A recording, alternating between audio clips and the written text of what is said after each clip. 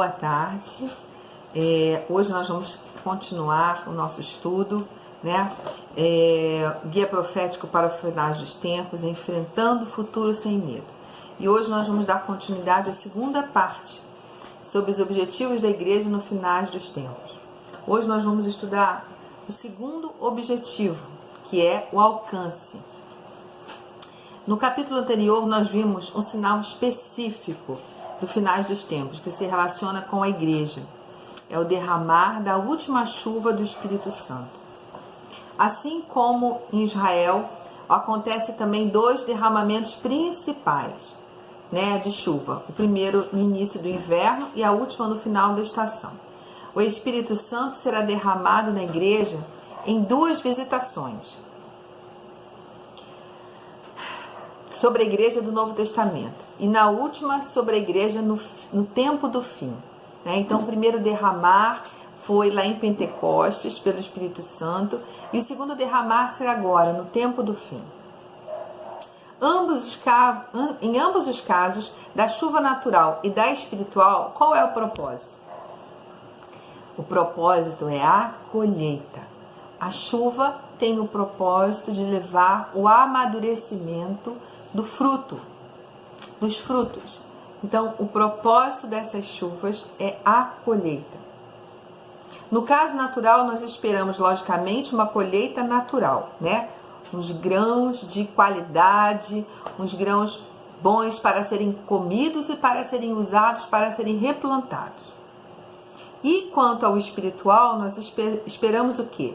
Uma colheita espiritual, que significa o ajuntamento final das almas nos campos do mundo inteiro para o reino de Deus por meio da fé em Cristo Jesus. Por que Cristo Jesus? Porque Ele é o único e verdadeiro Salvador. Não há salvação além de Cristo. Não há outra salvação senão através de Jesus Cristo.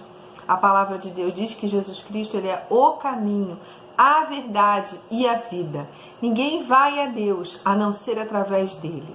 Não vai através de outros deuses, não vai através de Maria, de Paulo, de Pedro, de São Jorge, de qualquer e de quem quer que seja.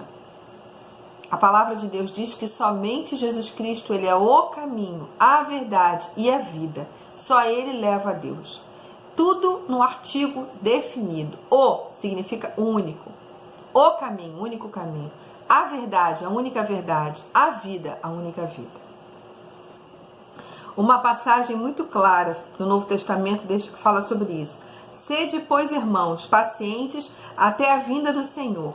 Eis que o lavrador espera o precioso fruto da terra, aguardando com paciência até que receba a chuva temporã e serôdia. A economia de Deus na terra de Israel, na economia de Deus na terra de Israel, a colheita fracassa, a menos que o solo receba as chuvas temporã e a serôdia. O lavrador que deseja uma colheita pela qual trabalhou duramente, sabe que deve ser paciente. Quando a chuva faz o seu trabalho, o precioso fruto da terra cresce. Ele tem que esperar até a última chuva cair, e só então ele poderá realizar a sua colheita. Tiago fala disso com relação à vida cristã. Ele diz: sede vós pacientes, fortalecei o vosso coração, porque já a vinda do Senhor está próxima. Então, a chuva para a colheita. Aqui é duas lições muito importantes para nós. A primeira é que tanto a chuva temporã como a chuva serôdia são necessárias para a colheita. O grande ajuntamento final de almas para o reino de Deus não pode acontecer se não tivermos o derramar pleno da última chuva do Espírito Santo sobre a igreja em toda a terra. A segunda lição é que a última chuva precede imediatamente a vinda do Senhor. Queridos, eu não estou dizendo que haverá um avivamento. Um avivamento como nós vimos na década de 80, na década de 90, na década de 50. Não. Haverá um avivamento do interior. Pessoas reconhecerão que Jesus Cristo é o seu Senhor e Salvador. É um avivamento de colheita de almas, como nunca foi visto antes de começar a tribulação. Embora na tribulação também haverá grande colheita de almas, mas essa chuva serôdia, ela será agora. Eu não sei o que você tem feito em relação a isso, mas eu aqui em casa, eu, meu marido, nós temos orado pelo avivamento no Brasil. E quando eu digo avivamento, é exatamente isso. É o Espírito Santo convencendo cada brasileiro do pecado, da justiça e do juízo, e trazendo uma libertação e salvação em Cristo Jesus. Satanás trabalha para levar muitos para morar com ele na eternidade no lago de fogo e enxofre. Mas nós que somos igreja, temos que trabalhar para levar muitos para adorar e servir ao Deus eterno em toda a eternidade. Muitos trechos da Escritura apontam para a mesma conclusão. A primeira chuva ocorreu na primeira igreja cristã e a última é um privilégio da igreja no final dos tempos. Naqueles 2 versículos que Tiago começa e termina com o tema da segunda vinda de Cristo, ele diz: sede pacientes até a vinda do Senhor, porque já a vinda do Senhor está próxima. Depois virá a colheita, o grande ajuntamento de almas para o reino de Deus. E então o tempo da colheita ocorrerá, a vinda do Senhor. O próprio Jesus fala isso em inúmeras parábolas. Em Mateus 13:39, ele diz: mas esse povo é de coração rebelde e pertinaz. Rebelaram-se e foram-se, e não dizem ao seu coração: temamos agora ao Senhor nosso Deus, que dá a chuva temporânea e tardia, e ao seu tempo as semanas determinadas da cega nos conserva. Por que Deus dá a chuva? Porque sem ela a colheita não pode ser obtida. E por que então o Senhor está derramando o Espírito Santo sobre a igreja inteira em cumprimento à profecia? Porque ele reservou para nós as semanas designadas para a colheita. A colheita nunca é um período duradouro em qualquer lugar na terra. Ele é algo rápido. Vem a chuva, que vai preparar a planta, e depois vem a chuva que vai fazer os frutos amadurecerem. E a colheita ela é algo rápido, ela acontece, os frutos já estão maduros, eles são recolhidos, acabou, e depois se prepara a terra novamente para plantar novamente. Qualquer lavrador sabe que quando ela está pronta, há apenas poucas semanas para colher, ou então se perderá tudo. Deus reservou esse tempo para a igreja hoje, a fim de que a colheita possa ser realizada. É uma questão da urgência, portanto é essencial que os nossos olhos estejam abertos, de modo que possamos ver a provisão e o programa do Senhor alinhando-se com o seu propósito. A explosão no mundo. Primeiro, houve uma explosão demográfica. A população na Terra está expandindo a uma velocidade alarmante. Hoje, já somos mais que 7 bilhões de pessoas. Segundo, a explosão das viagens. As pessoas podem viajar de qualquer lugar do planeta num tempo surpreendentemente curto. Eu fico pensando, né? Na época do Império, o Dom Pedro I, né, a sua esposa, saíam do Rio para ir para Petrópolis. Eles levavam dias numa caravana. Hoje, nós levamos 1 hora de carro.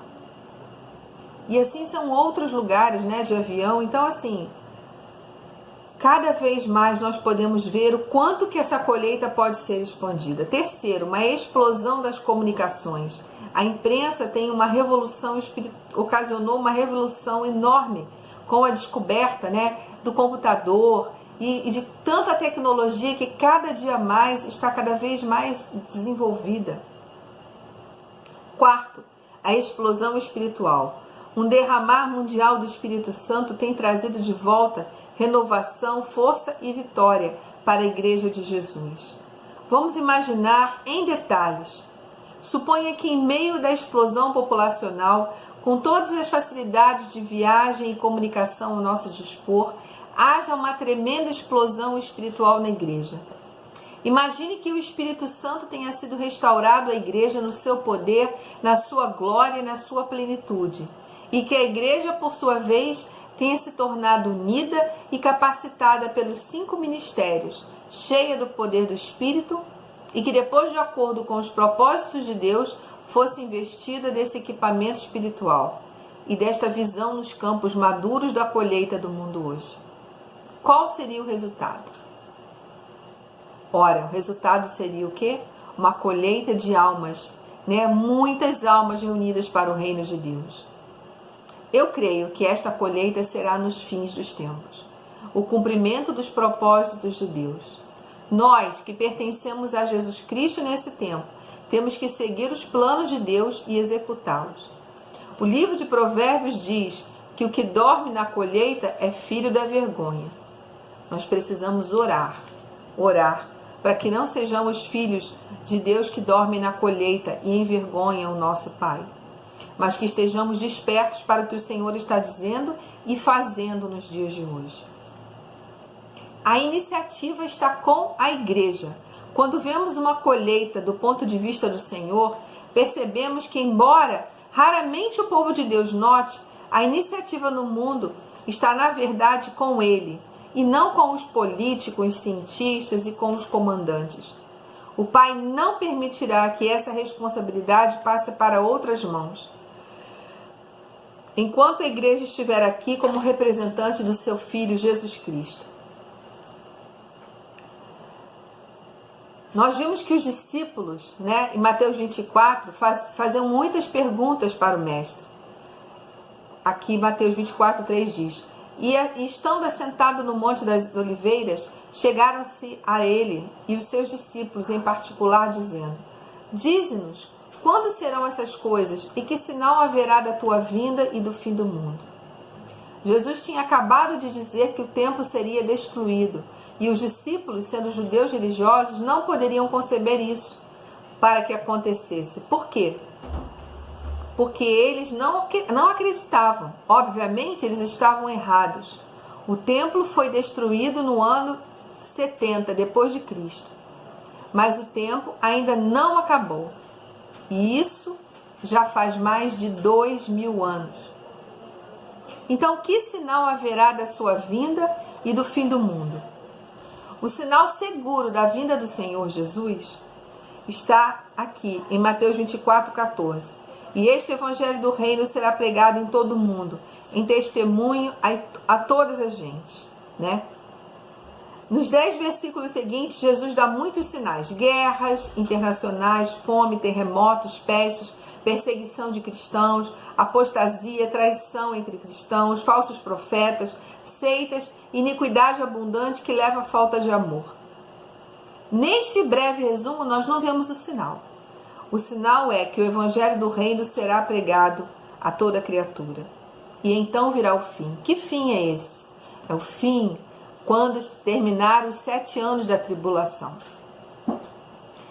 A noiva não estará aqui. Quando Daniel fala lá em Daniel 9, capítulo 9, se não me engano, versículo 23, o Senhor fala para ele: 70 semanas de Daniel são dadas ao teu povo e à tua cidade. Qual era o povo de Israel, queridos? Qual era o povo de Daniel? Israel. Qual era a cidade dele? Jerusalém. Portanto, quando Jesus falava também nos 4 evangelhos, ele estava falando para quem? Para a igreja? Não, queridos. A igreja só foi formada quando Cristo morreu e ressuscitou. Porque a igreja comprada é formada daqueles que foram comprados pelo seu precioso sangue, gentios e judeus. Portanto, Jesus não falava para a igreja. Embora nós tenhamos como base, né, também para muitas coisas na igreja, os evangelhos. Porém, Mateus 24, Jesus estava falando para os judeus. Como assim a igreja fugiria da Judéia? Isso não existe. Ele está falando para judeus. Ele está falando que Jerusalém seria sitiada, que Jerusalém seria guerreada, que o anticristo iria contra Jerusalém. E nós, como igreja, não estaremos aqui. Aliás, o Senhor não deu revelação para Daniel a respeito da igreja. Daniel nem sequer sabia o que era igreja e nem mencionou a igreja na profecia que o Senhor deu para ele. Portanto, a tribulação não é para a noiva. Mas aí você pode dizer, Carla, mas nós vemos tanta gente nas igrejas hoje com uma vida tão errada. Sim, é verdade. A igreja visível está errada, cheia de coisas erradas, totalmente contaminada com o humanismo, na apostasia. Então quem vai subir? Quem vai subir é a noiva. A Bíblia diz que esta a si mesmo se atavia. Ela se purifica, ela se santifica, ela se separa do mundo, ela escolhe não pecar, ela escolhe viver uma vida de santidade, uma vida de intimidade, de relacionamento com o Senhor. A noiva, ela está sendo ataviada e preparada para se encontrar com o noivo. E quem está preparando a noiva é o Espírito Santo.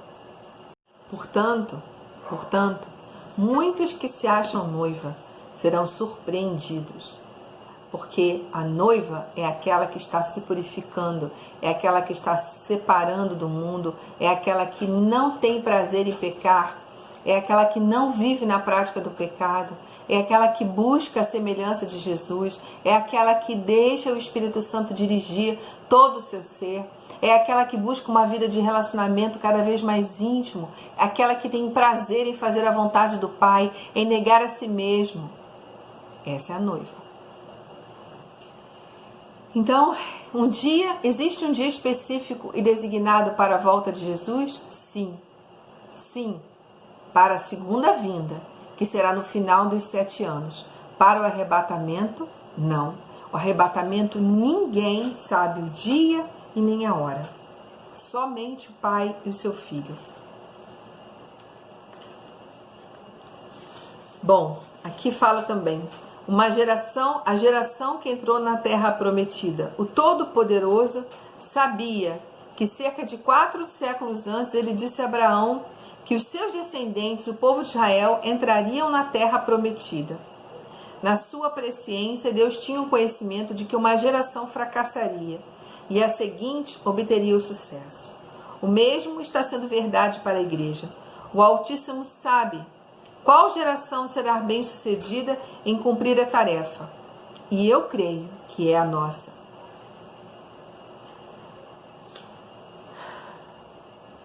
É por isso que as promessas e a palavra do Senhor, nós podemos ver que cada dia mais elas se cumprem. Mas aí você pode perguntar para mim, o que falta para acontecer o arrebatamento? Nada. Porque o arrebatamento, ele é iminente, ele não tem dia nem hora para acontecer na Bíblia. Ele será como ladrão. E a Bíblia diz que só o Senhor sabe quando será o dia do arrebatamento. Agora, um grande desafio de Deus para nós. A grande comissão que Cristo nos dá é tempo de nós pregarmos o Evangelho. É tempo de nós orarmos pelos nossos vizinhos, pelas pessoas que ainda não conhecem Jesus Cristo como seu único Senhor e Salvador. É tempo de nós anunciarmos a palavra do Senhor. É tempo de nós vivermos a vida digna de alguém que ama o Senhor e o serve de todo o coração. Então vamos examinar a grande comissão. Mateus 28, 18 e 20. E chegando-se Jesus falou-lhe: é-me dado todo o poder no céu e na terra. Portanto, ide, ensinai a todas as nações, batizando-as em nome do Pai, do Filho e do Espírito Santo, ensinando-as a guardar todas as coisas que vos tenho mandado. Eis que estou convosco todos os dias, até a consumação dos séculos.